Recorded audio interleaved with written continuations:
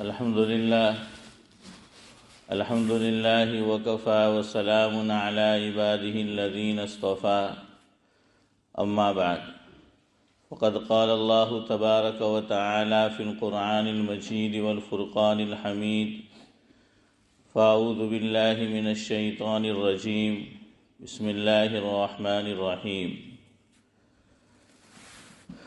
ومن يعظم شعائر الله فإنها من تقوى القلوب وقد ورد في الحديث قال النبي صلى الله عليه وسلم أعلنوا هذا النكاح واجعلوه في المساجد وفي رواية إياكم وهيشات الأسواق أو كما قال عليه الصلاة والسلام۔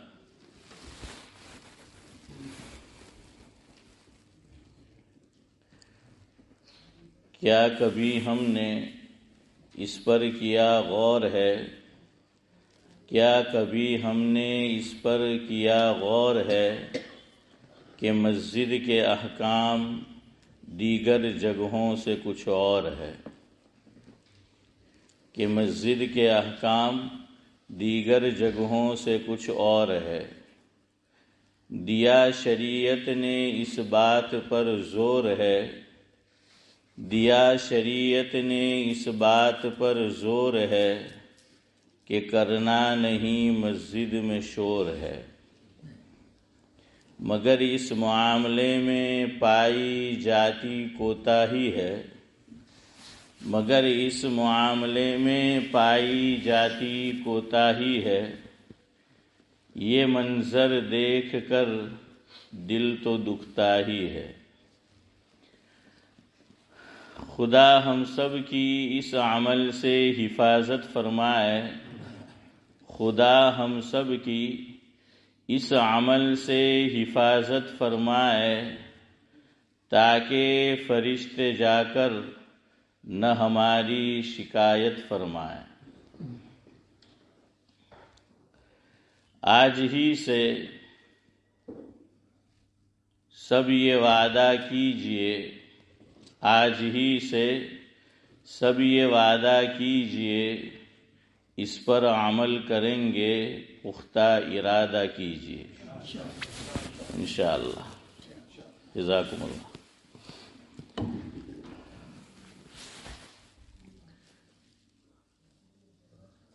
چند دنوں پہلے مسجد سے میں باہر نکل رہا تھا تو ایک صاحب کہنے لگے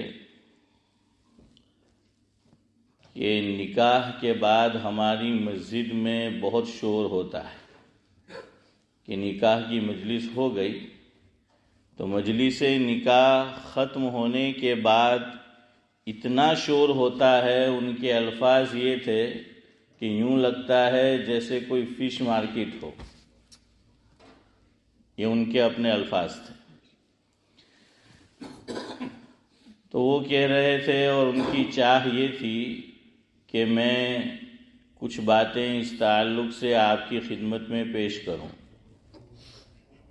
عشاء جو تعلیم کا حلقہ لگتا ہے اس میں بھی اس تعلق سے میں نے کچھ باتیں پیش کی تھی،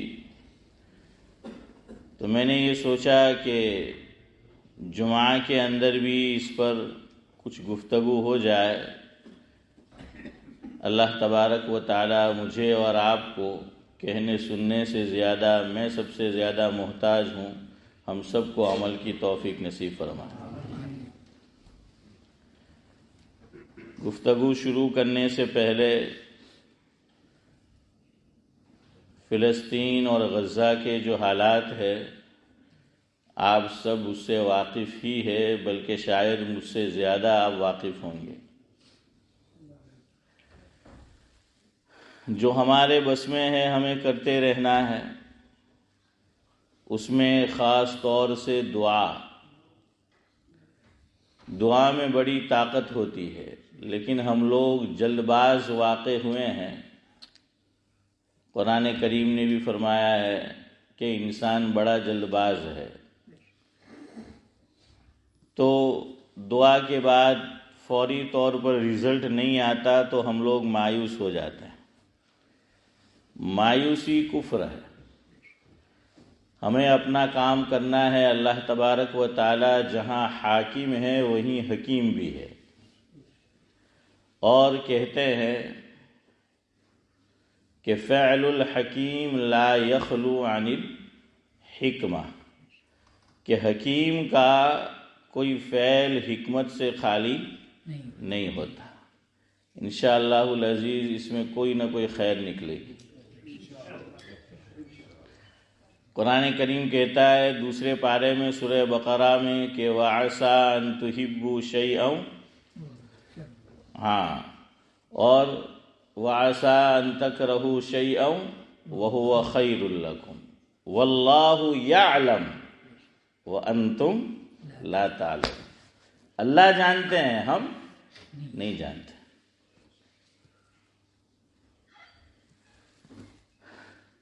تو بہرحال دعا بھی کرنا ہے، اور یہ بھی دعا کرے کہ اللہ سب کچھ آپ کی قدرت میں ہے، آپ چاہے تو بغیر کسی سبب کے واسطے کے جو کرنا چاہے کر سکتے ہیں، لیکن اگر آپ نے اسباب کے درجے میں مدد کرنی ہے تو جن کے ہاتھوں میں باغ دوڑ ہے، جن کی آواز ان گلیاروں تک اور کانوں تک پہنچ سکتی ہے کہ جو اثر ڈالے، تو اللہ تبارک و تعالی ان کو بھی ہدایت دے اور توفیق دے کہ جن کے ضمیر سوئے ہوئے ہیں اللہ تعالیٰ ان ضمیروں کو بھی جگا دے۔ دیکھیں اللہ کی قدرت، اللہ چاہے تو کیا نہیں ہوتا۔ ابھی 2-3 دن پہلے آپ نے بھی پڑھا ہوگا، میں نے BBC پر پڑھا کہ آپ جانتے ہیں خوراک بند کر دیا گیا ہے، پانی ان پہ روک دیا گیا ہے۔ اللہ تبارک و تعالیٰ نے آسمان سے بارش برسا دیا۔ ابھی وہاں بارش برسایا اللہ تعالیٰ نے، تو جو بیچارے مظلوم تھے انہوں نے پانی کو جمع کر لیا اور بڑے خوش ہو گئے۔ تو دشمن تو یہ چاہ رہا تھا، ظالم تو یہ چاہ رہا تھا کہ ان پہ پانی بند کر دیا جائے، ان کو پریشان کر دیا جائے، لیکن خدا کی قدرت کے آگے تو ہر ٹیکنالوجی بے بس۔ تو اللہ تبارک و تعالیٰ نے اپنی قدرت کا ایک ذرا سی اس کی جھلک دکھلائی۔ اللہ تبارک و تعالیٰ دنیا بھر میں جہاں کہیں جو مظلوم ہے، جو مظلوم ہو، کسی مذہب سے اس کا تعلق ہو، اللہ تبارک و تعالیٰ ہر مظلوم کی داد رسی فرمائے، ظلم سے انہیں چھٹکارا نصیب فرمائے، ان کی ہر طرح سے اور ہر طرف سے اللہ تبارک و تعالیٰ حفاظت فرمائے۔ اب جو اصل گفتگو کرنی ہے وہ میں شروع کرتا ہوں۔ ترمذی شریف میں روایت ہے، اعلنوا هذا النکاح وجعلوه فی المساجد، او کما قال علیہ الصلاۃ والسلام۔ اللہ کے نبی صلی اللہ علیہ وسلم نے فرمایا، مفہوم یہ ہے کہ نکاح اعلان کے ساتھ کرو۔ کیسے کرو؟ اعلان کے ساتھ کرو، نکاح چھپ چھپا کر مت کرو۔ علماء لکھتے ہیں کہ زنا چھپ کر کیا جاتا ہے، عام طور پر زنا چھپ کر ہوتا ہے، زنا کا عمل۔ تو شادی کا عمل علل اعلان کرو، کھلم کھلا کرو۔ اور آگے فرمایا کہ وَجْعَلُوهُ فِي الْمَسَاجِدِ، اللہ اکبر۔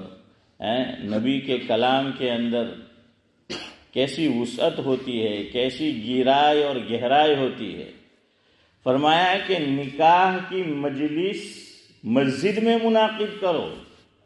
اب ایک طرف فرمایا نکاح کا اعلان کرو، دوسری جانب فرما دیا کہ مسجد میں نکاح کی مجلس قائم کرو۔ یہ خود بخود اعلان ہو جائے گا۔ ظہر کی نماز کے بعد، عصر کی نماز کے بعد، مغرب کی نماز کے بعد، کوئی نماز ہو، جمعہ کی نماز کے بعد رکھ لو مجلس نکاح کی۔ اب لوگ ہوتے ہی ہے مسجد کے اندر، تو سب کو پتہ چل جائے گا۔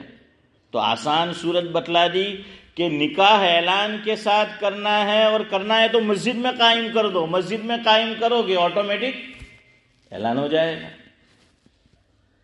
اور ویسے یہ کوئی حدیث کی بات نہیں ہے، علامہ شامی علیہ الرحمہ نے لکھا ہے فتاوی شام میں کہ نکاح کے لیے سب سے بہتر دن اور وقت وہ جمعہ کا ہے، کہ دن جمعہ کا ہو اور وقت عصر کے بعد کا ہو۔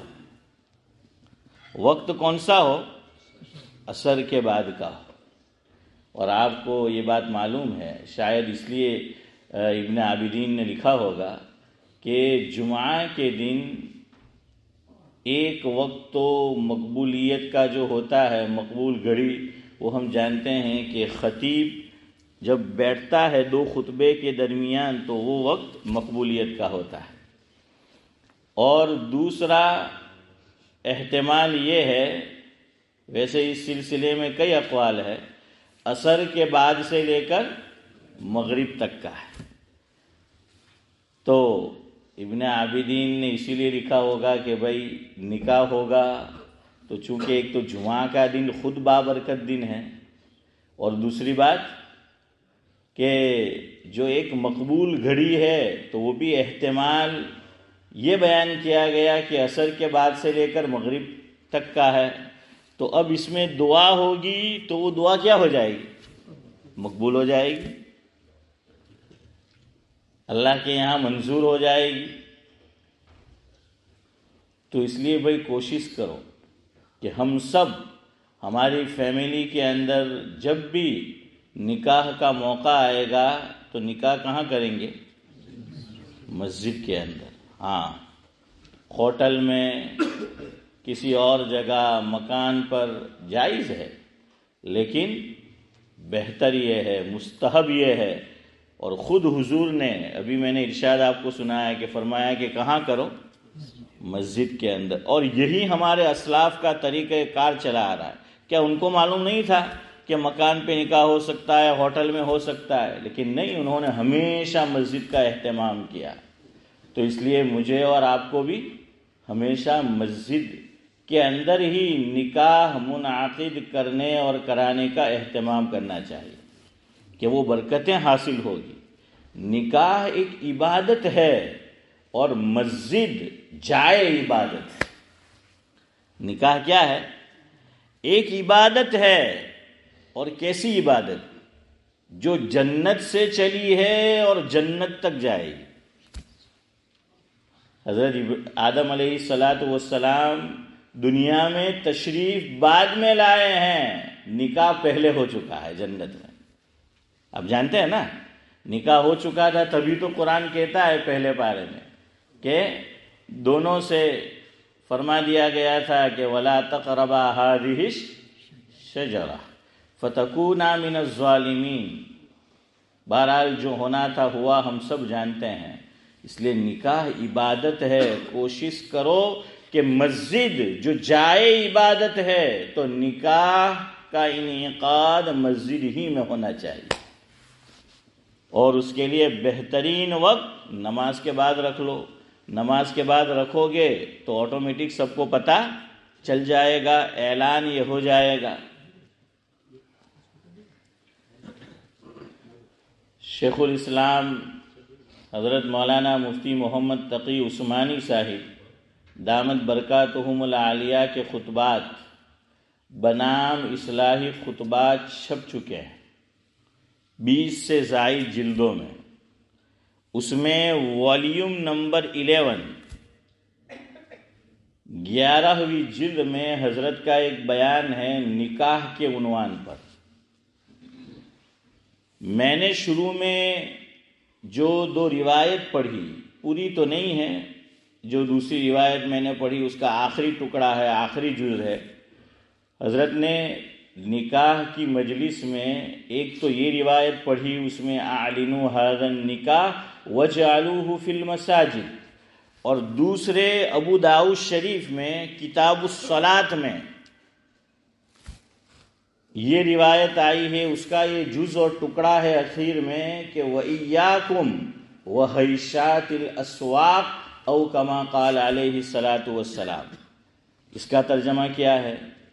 ابو داؤد شریف کا جو جز ہے، جو ٹکڑا ہے، کہ مسجد کو شور و شغب سے بچاؤ۔ مسجد کو کیا کرو؟ شور و شغب سے، آوازیں بلند کرنے سے مسجد کو بچاؤ، یہ خود حضور فرما رہے ہیں۔ اب حضرت مفتی تقی عثمانی صاحب دامت برکاتہم العالیہ نے دونوں روایت کو سمجھایا ہے اور بہت اچھی طرح سمجھایا ہے۔ حضرت فرماتے ہیں مفہوم ہے میرے اپنے الفاظ میں کہ نکاح ایک عبادت ہے اور مسجد بھی عبادت کی جگہ ہے، لہذا حضور نے یہ فرمایا کہ نکاح کا انعقاد کہاں کرو؟ مسجد میں کرو۔ آگے جملہ سننے لائق ہے، فرمایا یہ نبی کی شان ہے، نبی ہی یہ بات بیان کر سکتا ہے کہ اللہ کے نبی صلی اللہ علیہ وسلم کو پتا تھا کہ میرے امتی مسجد میں نکاح کا انعقاد کریں گے تو مسجد تو خاموش رہنے کی جگہ ہے، بلا ضرورت دنیاوی بات چیت نہ کرنے کی جگہ ہے، اللہ تعالیٰ کا ذکر کرنے کی جگہ ہے، قرآن کریم کی تلاوت کی جگہ ہے، نماز کی ادائیگی کی جگہ ہے۔ لیکن نکاح میں لوگ زیادہ ہوں گے تو مسجد میں یہ شور کریں گے نکاح کے بعد، تو حضور نے یہ جملہ بھی بیان کر دیا کہ نکاح مسجد میں منعقد کرو، لیکن اے میرے امتیوں یاد رکھنا کہ تم مسجد میں نکاح کی مجلس سے پہلے بھی اور نکاح کی مجلس کے بعد بھی شور و شغف نہ کرنا، شور نہ مچانا۔ یہ نبی کی نظریں ہی دیکھ سکتی ہے۔ لوگ ایک قوم کے تعلق سے کہتے ہیں کہ یہ بہت آگے کا دیکھتے ہیں، 50 سال پہلے کا دیکھتے ہیں۔ ہم کہتے ہیں دیکھتے ہوں گے، اچھی بات ہے، مرعوب ہونے کی کیا بات ہے، ہمارے نبی تو کئی سو سال پہلے کی دیکھتے تھے اور اس کو بیان کر کے گئے۔ تو فرما دیا مسجد میں شور مت کیجیو، نکاح مسجد میں اس کی مجلس منعقد کیجیو، لیکن نکاح سے پہلے اور نکاح کے بعد شور مت کرنا۔ اس لیے بھائی اس کا اہتمام کرو، یہ کوئی میری بات نہیں ہے، میں نے آپ کو حدیث کے الفاظ سنائے، حدیث کا ترجمہ آپ کو سنایا، کون سی کتاب میں حدیث ہے وہ میں نے آپ کو بیان کیا۔ یہ میری آپ کی ہر مسلمان کی ذمہ داری ہے کہ ہم لوگ مسجد میں شور نہ مچائے، واویلا نہ کرے، زور زور سے باتیں نہ کرے، مسجد کے خلاف کام نہ کرے۔ ہم نکاح کی مجلس مسجد ہی میں منعقد کرے، لیکن جس چیز سے بچنا ہے اس سے بچے، تو سب عمل کریں گے بھائی؟ ہاں، تو اس لیے ہمیشہ اس سے بچو۔ اور جو بھی دلہا ہو اس سے یہ بات کہہ دو کہ بھائی نکاح کے بعد ہمارے یہاں کیا ہوتا ہے، لوگ دلہے سے معانقہ کرتے ہیں، گلے لگاتے ہیں، حق کرتے ہیں، جس کو بھیٹنا بولتے ہیں۔ تو دلہے کو سمجھا دو کہ تجھے کسی سے معانقہ نہیں کرنا ہے جب تک کہ تو پیسیج میں نہ چلا جائے۔ جیسے ہی نکاح ہوا دلہے کو پہلے نمبر پہ کیا کرو، پیسیج میں لے جاؤ۔ پیسیج میں دلہے کو لے جاؤ گے آٹومیٹک شور کم ہو جائے گا، کیونکہ لوگ ملنا چاہتے ہیں، وہ کیو لگ جاتی ہے اور پھر شور شرابہ یہ شروع ہو جاتا ہے۔ تو ہر دلہا یہ اہتمام کرے کہ جس سے بھی اسے ملنا ہے وہ کہاں ملے گا، اور ہم بھی اس سے نہ ملے، کوشش نہ کرے، اسے مجبور نہ کرے جب تک کہ وہ پیسیج میں نہ چلا جائے، تو پھر شور نہیں ہوگا۔ جب ہم اللہ کے نبی کی یہ بات مان کر کہ مسجد میں نکاح کی مجلس منعقد کرنی ہے، ہم یہ بات مانتے ہیں تو دوسری کیوں نہیں مانتے؟ اگلی بات بھی مانو۔ اور نہ صرف ماننا بلکہ گناہ ہے، مسجد میں شور کرنا یہ گناہ ہے، واویلا کرنا یہ گناہ ہے، بلند بلند آواز سے باتیں کرنا یہ گناہ ہے، بلا ضرورت باتیں کرنا یہ گناہ ہے، ضرورت سے زیادہ باتیں کرنا یہ درست نہیں ہے۔ اور حضرت نے آگے الفاظ لکھے ہیں اسی میں اصلاحی خطبات میں کہ ہم لوگ نیکی کے مرکز میں آتے ہیں، نیکی کرنے آتے ہیں اور ساتھ گناہ لے کے جاتے ہیں۔ یہ حضرت مفتی تقی صاحب کے الفاظ ہیں۔ کیوں؟ مسجد میں شور کر دیا، شور شرابہ ہنگامہ کر دیا، پتہ ہی نہیں چلتا کہ یہ کوئی مسجد ہے کہ کوئی فش مارکیٹ ہے۔ شاید ہم اپنے گھر میں اس شور کو برداشت نہ کریں جو ہم اللہ کے گھر میں برداشت کر لیتے ہیں، کہ ہم اپنے گھر میں بھی اس شور کو برداشت نہیں کریں گے۔ اور دیکھیے اس کے لیے ہمیں ویسے بھی بچنا ہوگا۔ ہماری مسجد بڑی خوبیوں کی حامل ہے الحمدللہ، لوگ بھی بڑی خوبیوں کے مالک ہیں، لیکن ہمارے یہاں الامان والحفظ بہت شور ہوتا ہے۔ نماز سے پہلے بھی اتنا ہی شور، نماز کے بعد بھی اتنا ہی شور۔ پیسیج کے اندر بھی اذان گھر میں آتی ہے، اس سے پہلے پیسیج میں بات چیت کرنے کی آوازیں آتی، اذان ہو رہی ہے، اللہ کا منادی آواز دے رہا ہے اور ہم لوگ اپنی بات سے نہیں رکتے۔ کون سی ایسی بات ہے، کون سی ایسی اہم بات ہے کہ اللہ کا منادی پکار رہا ہے؟ امی جان حضرت عائشہ صدیقہ رضی اللہ تعالی عنہا یہ بیان کرتی ہے، مفہوم یہ ہے کہ آقا حضور اکرم صلی اللہ علیہ وسلم ہمارے ساتھ گھر والوں کے ساتھ بات چیت کر رہے ہوتے تھے، جیسے ہی نماز کا وقت ہوتا، اذان کا وقت ہوتا تو ایسے ہو جاتے تھے حضور گویا ہمارے لیے اجنبی ہے، ہمیں پہچانتے ہی نہیں۔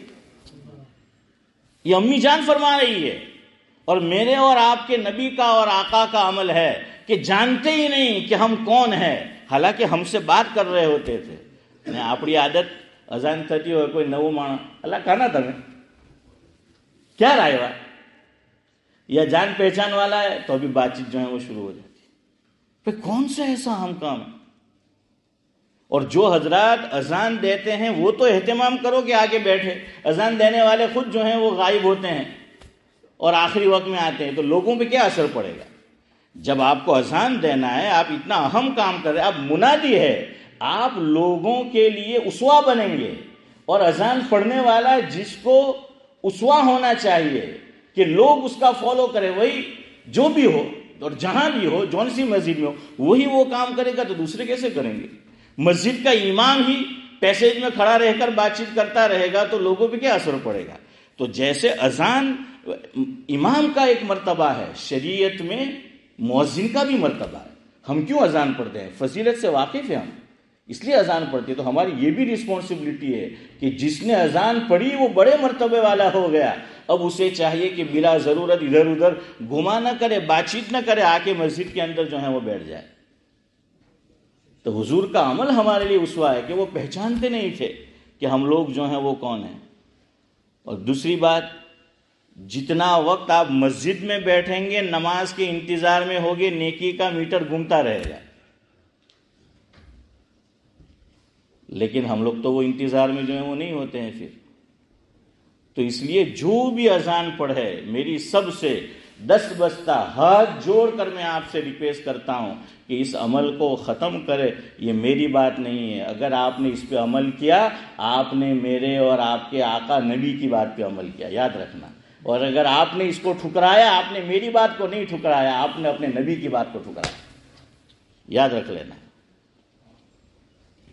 تو بھائی مسجد کو پتہ چلنا چاہیے، مسجد کے پیسیج میں بھی ضرورت ہو بیٹھنا ہو تو اس طرح بیٹھو، پتہ چلے کہ آپ کہاں بیٹھے ہیں۔ نہ ہماری بیٹھنے کی نشست جو ہے وہ صحیح ہوتی ہے، نہ ہم جو ہیں بات چیت اپنی بند کرتے ہیں۔ جلدی آئے ہیں، کچھ نفلیں پڑھ لو، کچھ ذکر و اذکار جو ہیں کر لو، دعا کر لو، بعد میں ہم اس دور میں جی رہے ہیں کہ وقت نہیں ملے گا ہمیں۔ اور دیکھیے ایک عشاء کی نماز ہو گئی، اب فجر بہت لیٹ ہے، بلا ضرورت بجلی کا استعمال کریں گے، یہ فضول خرچی ہے، وقف کا غلط استعمال ہے، اللہ تعالیٰ کی یہاں پوچھ ہو سکتی ہے۔